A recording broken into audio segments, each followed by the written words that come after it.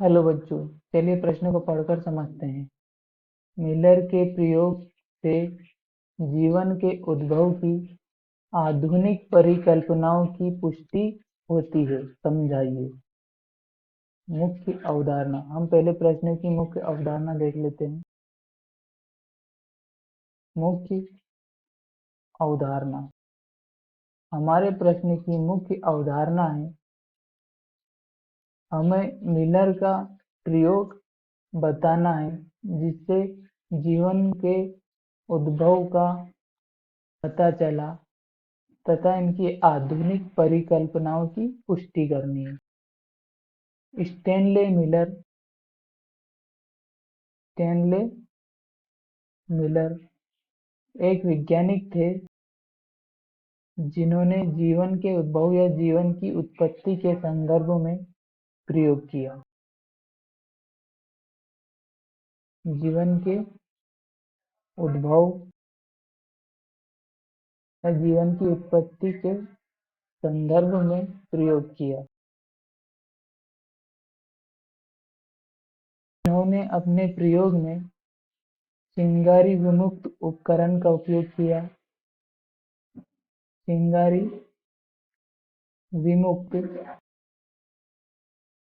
उपकरण का उपयोग किया जिसमें मीथेन यानी CH4, अमोनिया यानी NH3 तथा हाइड्रोजन और जल वाष्प को लिया यानी H2O को लिया। इनके द्वारा बनाया गया वातावरण अपचायक प्रकृति का था क्योंकि इनमें ऑक्सीजन उपस्थित नहीं थी। इन पदार्थों से कार्बनिक यौगिक बने। कार्बनिक यौगिक बने जैसे कि एलेनिन और ग्लाइसिन। एलानिन और ग्लाइसिन जैसे यौगिक बने। इन पदार्थों से जटिल कार्बनिक यौगिकों का निर्माण हुआ। जटिल कार्बनिक यौगिक का निर्माण हुआ।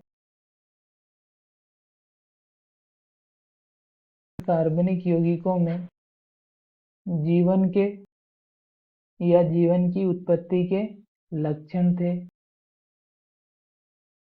जीवन की उत्पत्ति के लक्षण थे।